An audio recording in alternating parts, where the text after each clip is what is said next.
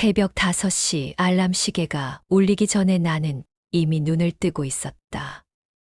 18살의 나에게 잠은 사치였다. 좁은 방 한켠에서 어머니의 고른 숨소리를 들으며 조심스럽게 몸을 일으켰다. 온 집안이 낡은 연탄 냄새와 김치찌개 냄새에 젖어 있었다. 최은희 승차하실 때 표 좀 보여주세요. 하루에도 수백 번 외치는 이 말이 내 인생의 전부인 것처럼 느껴질 때가 있었다. 버스 종점에서 시작되는 내 하루는 언제나 같았다. 제복 단추를 조이고 가방끈을 어깨에 걸치고 그렇게 또 하루를 버텼다. 손가락 끝은 늘 차표를 세는 일로 거칠어져 있었고 목소리는 매연과 소음 속에서 쉬어버렸다. 하지만 내 눈은 늘 다른 곳을 향하고 있었다. 버스가 대학가를 지날 때면 나는 창밖으로 스치는 캠퍼스를 바라보며 가슴 한켠이 타오르는 것을 느꼈다.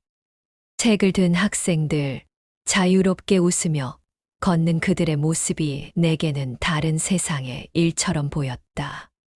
그들이 입은 깨끗한 옷, 햇빛 아래 반짝이는 머리카락, 무엇보다 그들 눈 속에 담긴 희망이 부러웠다.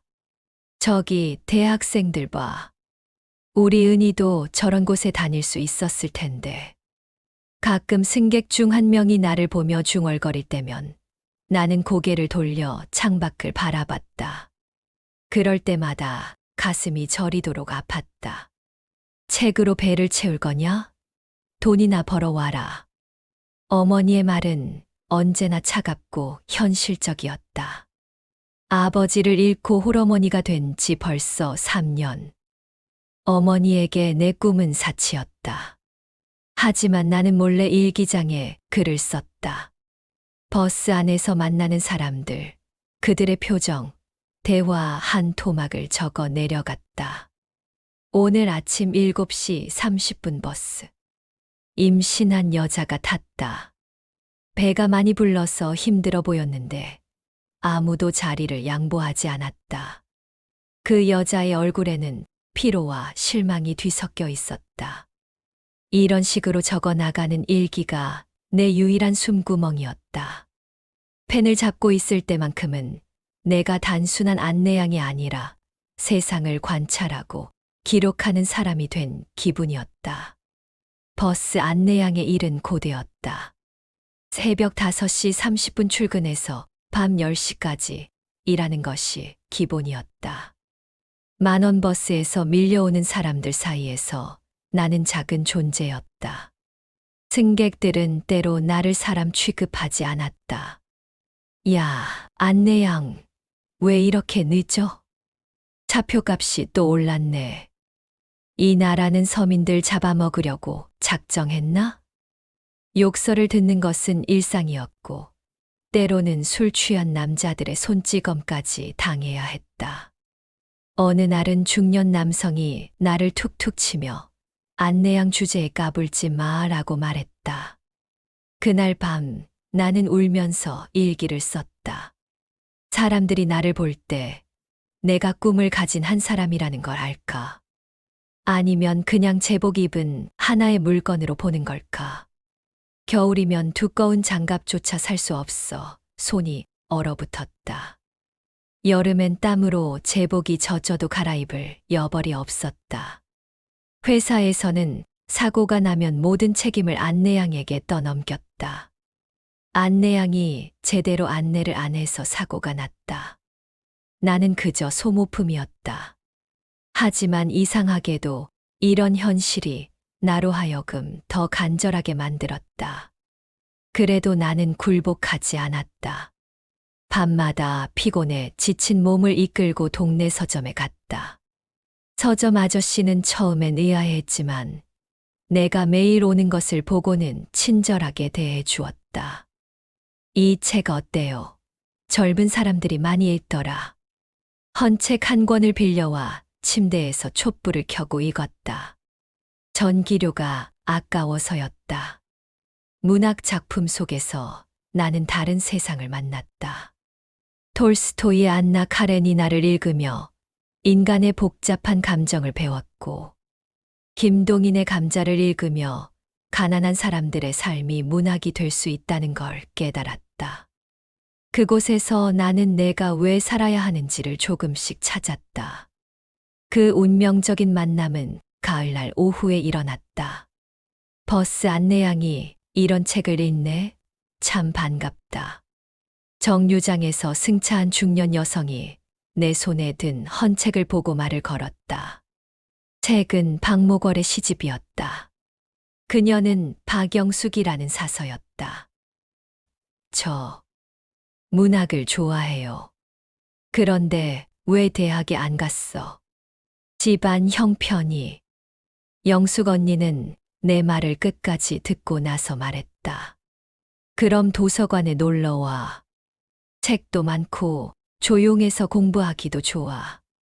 그날 이후 나는 그녀가 일하는 작은 구립 도서관을 찾기 시작했다. 도서관은 내게 새로운 세상이었다. 책장마다 꽂힌 수많은 책들이 나를 부르는 것 같았다. 영숙 언니는 내게 여러 작가들의 작품을 추천해 주었다. 염상섭, 현진건, 나도향.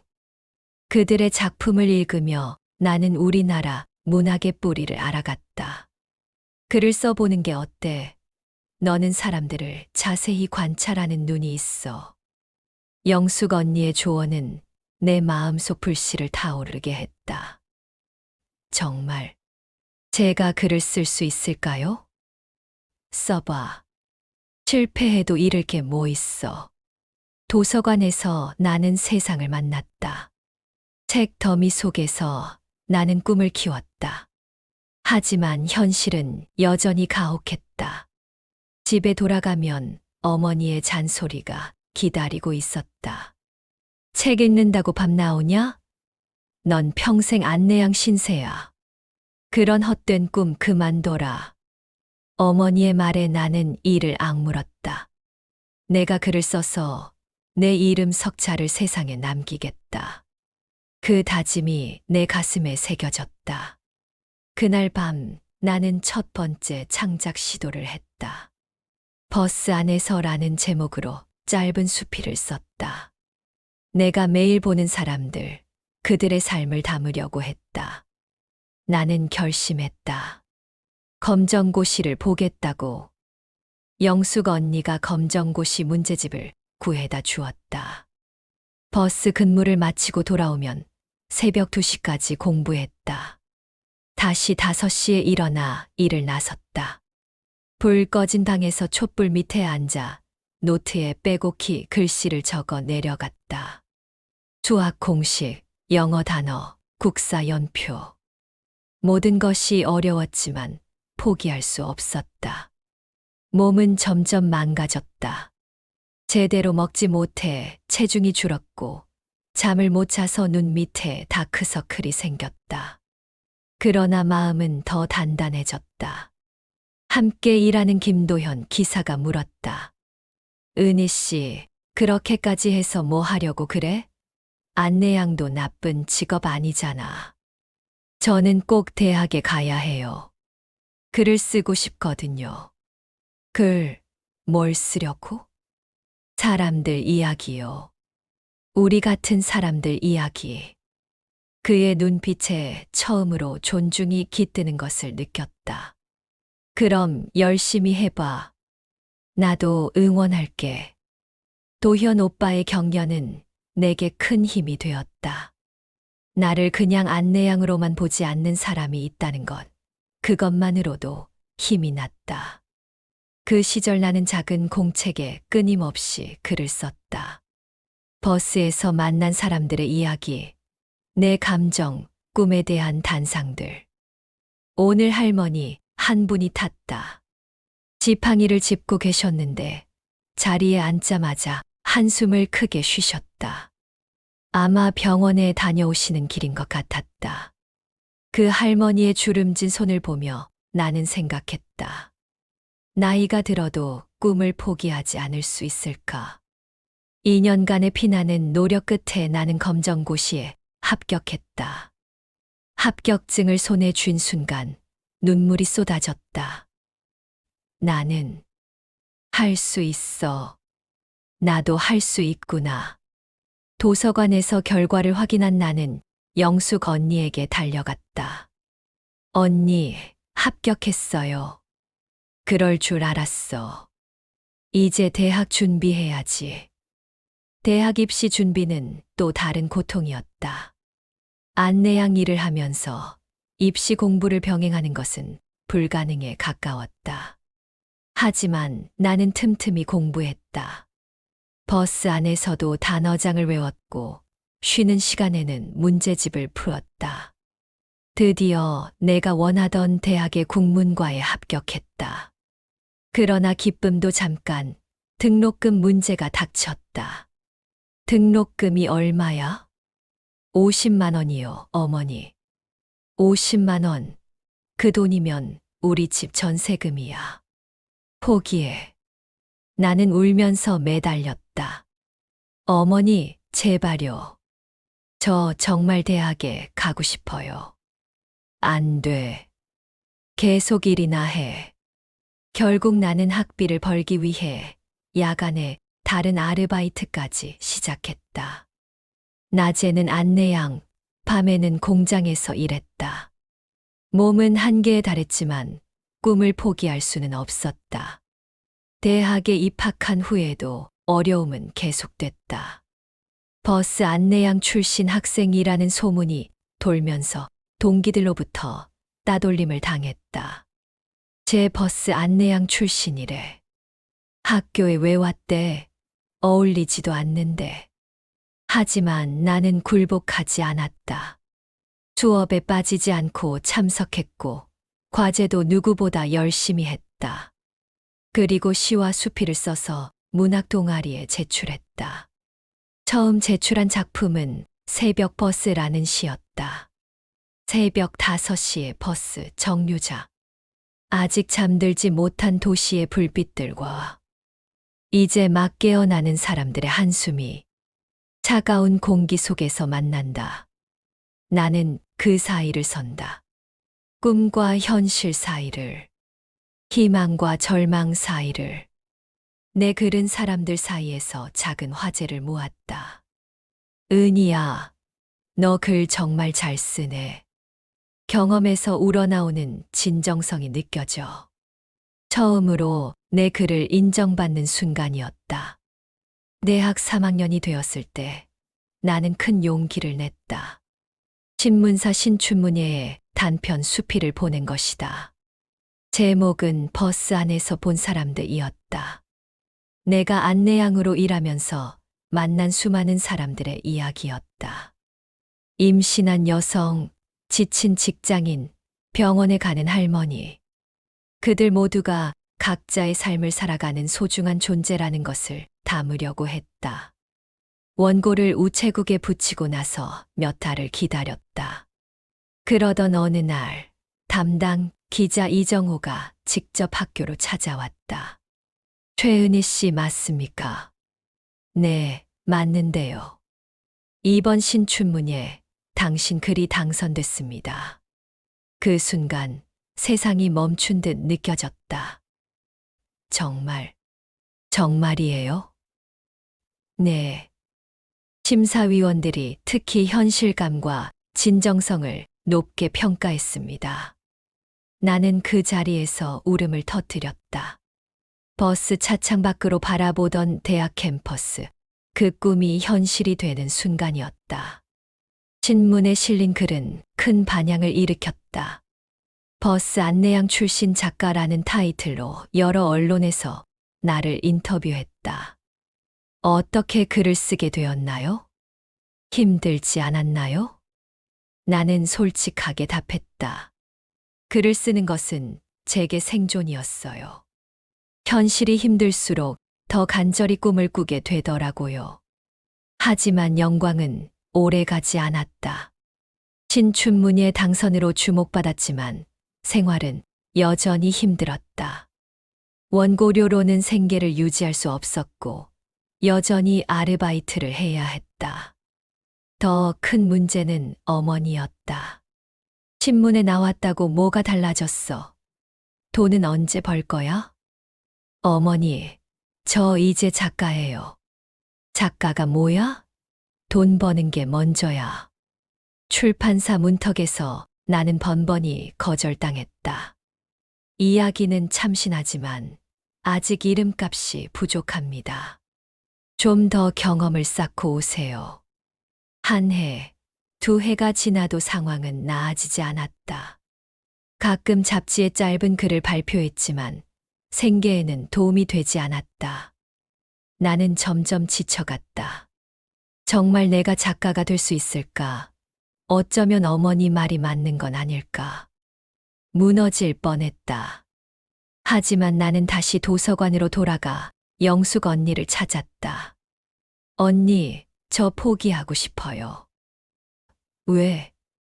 아무도 제 글을 진짜로 원하지 않는 것 같아요.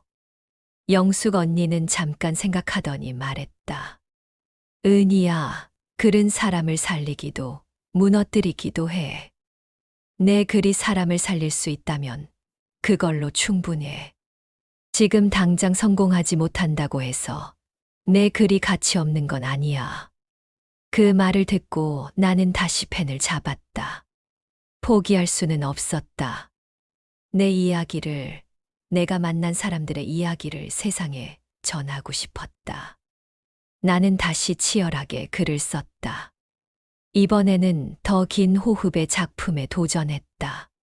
내 경험을 바탕으로 한 중편 소설을 써보기로 했다.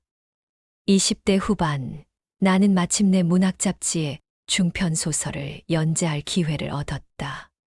길 위의 사람들이라는 제목의 작품이었다.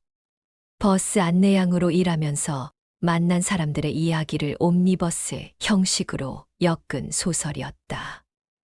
연재가 시작되자 독자들의 반응이 뜨거웠다. 정말 생생해요. 마치 제 이야기 같아요. 가슴이 먹먹해지네요.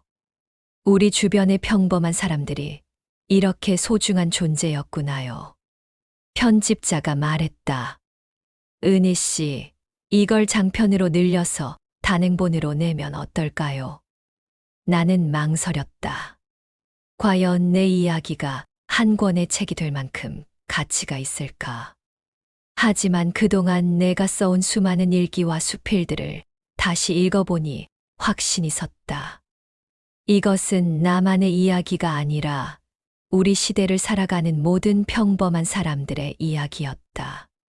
30대 초반, 드디어 내 첫 장편 소설 길 위의 사람들이 출간되었다. 버스 안내양 시절의 경험, 가난과 억압 속에서도 꺾이지 않았던 삶.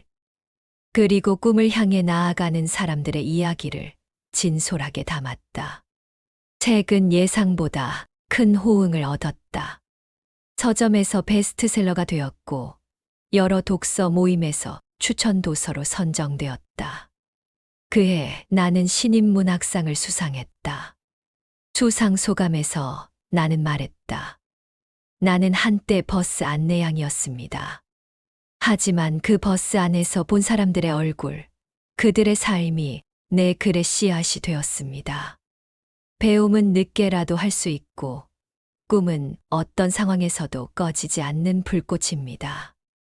오늘 이 상을 받는 것은 제 개인의 영광이 아니라 묵묵히 살아가는 모든 평범한 사람들에 대한 찬사라고 생각합니다. 시상식이 끝나고 집에 돌아가니 어머니가 기다리고 있었다. 은희야, 미안하다. 내 꿈을 믿어주지 못해서. 어머니와 나는 그날 밤 오랫동안 이야기를 나누었다. 에필로그 내가 얻은 것들. 지금 나는 책상 앞에 앉아 이 글을 쓰고 있다. 창밖으로는 여전히 버스가 지나다닌다. 그 버스를 보면서 나는 생각한다. 그 후로 몇 년이 더 흘렀다. 나는 계속 글을 썼고 몇 권의 책을 더 냈다. 어떤 작품은 성공했고 어떤 작품은 실패했다. 하지만 그 모든 것이 내 삶의 일부가 되었다. 가끔 젊은 작가 지망생들이 나를 찾아온다. 선생님, 어떻게 하면 작가가 될 수 있을까요? 나는 그들에게 말한다.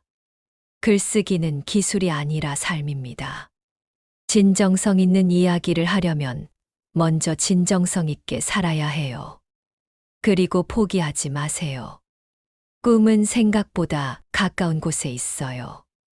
가난은 나를 막지 못했다. 남들이 정해준 한계는 결국 환상일 뿐이었다. 꿈은 멀리 있지 않았다. 매일의 글 한 줄이 내 미래였다. 가장 어두운 새벽이 새로운 시작의 빛을 품고 있었다. 내 이름을 글로 남긴다는 것, 그것이 내가 살아있음을 증명하는 일이었다. 이제 사람들은 나를 버스 안내양 최은희가 아니라 작가 최은희로 부른다. 하지만 나는 잊지 않는다. 그 좁은 버스 안에서 차창 밖을 바라보며 꿈을 키웠던 그 시절을. 그 시절이 있었기에 지금의 내가 있다. 그 경험들이 모여 내 글의 토양이 되었다. 최근에 나는 다시 그 버스 노선을 탔다. 예전에 내가 일했던 바로 그 노선이었다. 버스는 많이 달라져 있었다. 새로운 모델이었고 안내양 대신 기계가 안내방송을 했다. 하지만 승객들의 모습은 비슷했다. 지친 얼굴, 희망에 찬 얼굴, 무표정한 얼굴들. 나는 그들을 보며 생각했다. 저들 중에도 꿈을 가진 사람이 있을 것이다. 어쩌면 지금의 나처럼 현실과 꿈 사이에서 고민하는 사람도 있을 것이다. 길 위에서 시작된 내 이야기는 이렇게 글이 되어 누군가에게 전해진다. 그리고 그 누군가가 다시 자신만의 길을 찾아 나서기를 나는 간절히 바라고 있다. 왜냐하면 나는 알고 있기 때문이다. 꿈은 포기하지 않는 사람에게 반드시 길을 열어준다는 것을.